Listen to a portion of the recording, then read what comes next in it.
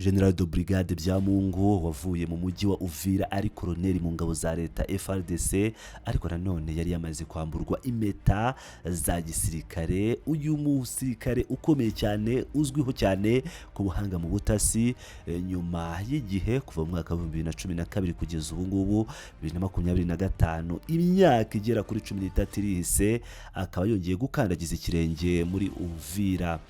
Ni amarangamutima menshi tugiye kubagezaho urugendo rw'inzitane uyu umukomando wa AFC M23 yanyuzemo agakatirwa igihano cya burundu, ariko bikaza kurangira agiye muri M23. Uyu munsi akaba agarutse nk'intwari, aje gutabara abaturage ba Kivu y'Amajyepfo, aje gutabara abaturage ba Uvira yakatiwemo igihano cya burundu mu ruhame rw'abaturage. Byagenze bite rero? Reka mbagezeho neza iyi nkuru yose uko yakabaye, mwumve neza urugendo rwa General de Brigade Byamungu, icyo gihe wari koloneli mu gisirikare cya leta FRDC. Twese cyane rero, reka mbageze inkuru yose uko yakabaye. Koloneli Byamungu wahoze mu ngabo za CNDP zaje kwinjizwa mu ngabo za leta, yageze mu mujyi wa Uvira yaherukagamo muri Gicurasi 2012, akatirwa igihano cy'igifungo cya burundu ndetse akamburwa impeta za gisirikare ze. Hagati ya 2009 na 2012, Koloneli Bernard Byamungu Maheshe yari umuyobozi ushinzwe ibikorwa w'ingabo za leta ya Kongo muri Uvira yose. Muri 2012 uyu mugabo yinjiye mu mutwe mushya wigometse ku ngabo za leta wari ugizwe n'abahoze mu ngabo za CNDP, nawe yahozemo ariko bakinjizwa mu ngabo za leta muri 2009. Abiyomoye ku ngabo za leta muri Fizi na Uvira bari bake bidateye kabiri, abajyanye na Koloneli Byamungu bahita batabwa muri yombi. Gusa benshi muri bo bagerageje gucikira muri Kivu y'Amajyaruguru, aho bihurije hamwe bakavamo umutwe urwanya ubutegetsi wa M23. Byamungu utarahiriwe n'uru rugendo kuwa 20 Gicurasi 2012, urukiko rwihariye rwa gisirikare rwahise rushyirwaho ngo rucire urubanza abigometse ku gisirikare. Uru ni rumwe mu manza zitabiriwe n'abantu benshi, kuko ibihumbi by'abaturage byakoranyirijwe imbere y'ingoro ya gisirikare ahari hagiye gucibwa urubanza rw'umwe mu basirikare bakuru muri Uvira. Koloneli Byamungu yari imbere ku ruhande rw'abagomba gucibwa urubanza no guhanishwa igihano cy'intangarugero ku byaha bakekwagaho. Abayobozi 8 muri bo bakatiwe igifungo cya burundu, barimo na Byamungu, banamburwa impeta za gisirikare mu ngabo za Repubulika ya Demokarasi ya Kongo FARDC. Nyuma yo gusoma urubanza bahise bajyanwa i Bukavu ngo boherezwe i Kinshasa. Intambwe ya nyuma iba kugezwa muri gereza ya gisirikare ya Ndolo. Nyuma y'imyaka 8 binyuze mu masezerano, Perezida Felix Tshisekedi yajyanye na M23 yasize Byamungu afunguwe kuva kuwa 9 Ukuboza 2025. Umujyi wa Uvira wafashwe na AFC M23, ari nayo umugabo uyu turi kuvuga Koloneli Byamungu abarizwamo. Yongeye gusubira imbere y'ingoro yaciriwemo urubanza rwatumye akatirwa igifungo cya burundu. Abasirikare bato bakamufata bakamwambura impeta ze n'impuzankano nyuma y'uko urubanza rusomwe.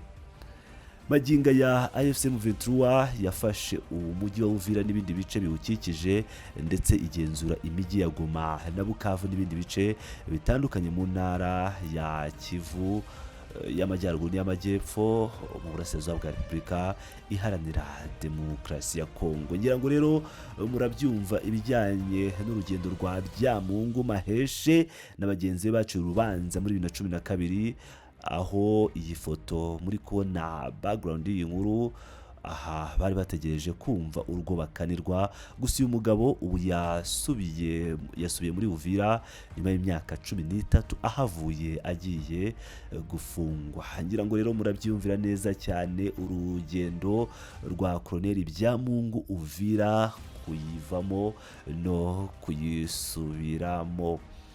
Uyu mujenerali rero akaba ari umwe mu basirikare bakomeye cyane muri AFC M23, akaba yahumurije abasirikare b'u Burundi bihishe muri Uvira. Uyu ni umugaba mukuru wungirije ushinzwe ibikorwa n'ubutasi mu mutwe wa AFC M23 wa General de Brigade Bernard Maheshe Byamungu. Koloneli twakoreshaga ni ipeti yari afite mu gisirikare cya Repubulika Iharanira Demokarasi ya Kongo, ariko reka dukoreshe ipeti asigaye afite General de Brigade, akaba n'ubundi ari ryo peti rikurikiraho iyo uvuye ku ipeti rya koloneli mu gisirikare.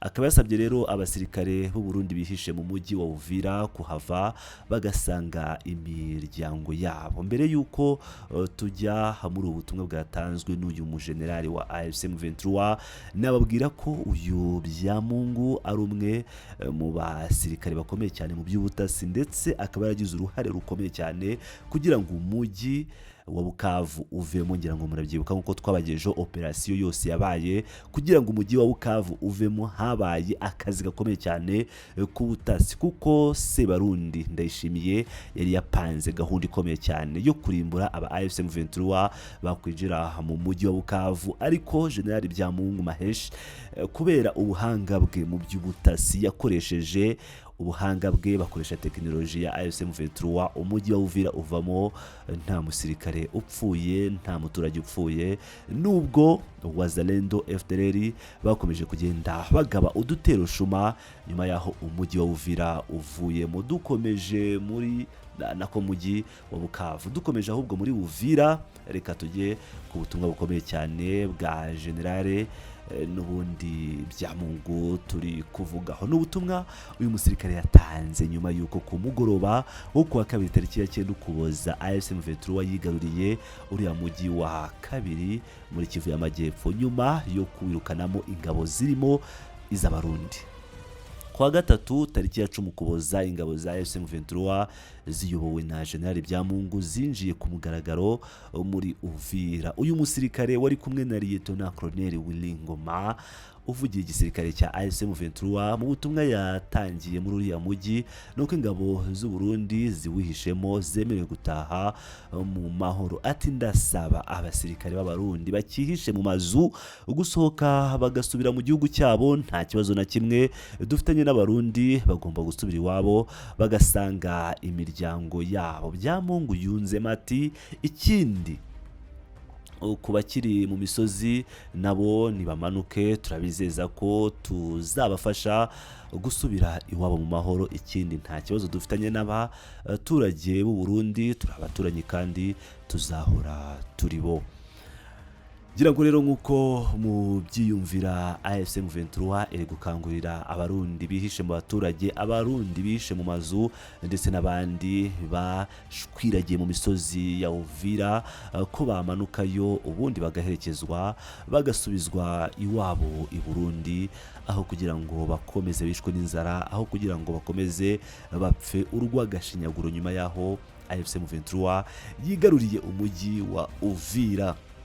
Umujyi wa Uvira rero ukaba tayari officially waramaze kuba tombe, ibihugu byose byamaze kubimenya, amatangazo akomeze gusohorwa, ndetse n'abakuru b'ibihugu batandukanye n'abayobozi baza guverinoma bakomeje kugaruka kuri uyu mujyi wa Uvira uri mu maboko ya AFC M23. Umupaka wo Uburundi bwahise bufunga. Ubu ni ukuvuga ngo igihugu cy'u Burundi gisigaye gifite umupaka w'igihugu kimwe ufunguye. Ni ukuvuga ngo imipaka ifunguye ku gihugu cy'u Burundi ni imipaka ihuza icyo gihugu na Tanzania, kuko ubwacyo kifungiye imipaka y'u Rwanda ndetse gifunga umupaka wa Repubulika ya Demokarasi ya Kongo n'u Burundi nyuma yaho abakomando ba AFC M23 bari bahagaze ku mupaka, ubona ko bari kureba i Burundi bavuga bati mumeze mute bashinganaye. Ngira ngo rero murabyumvira neza nk'ibisanzwe ni Pilot News TV, aho mukomeje kugenda mukurikira amakuru menshi agiye atandukanye.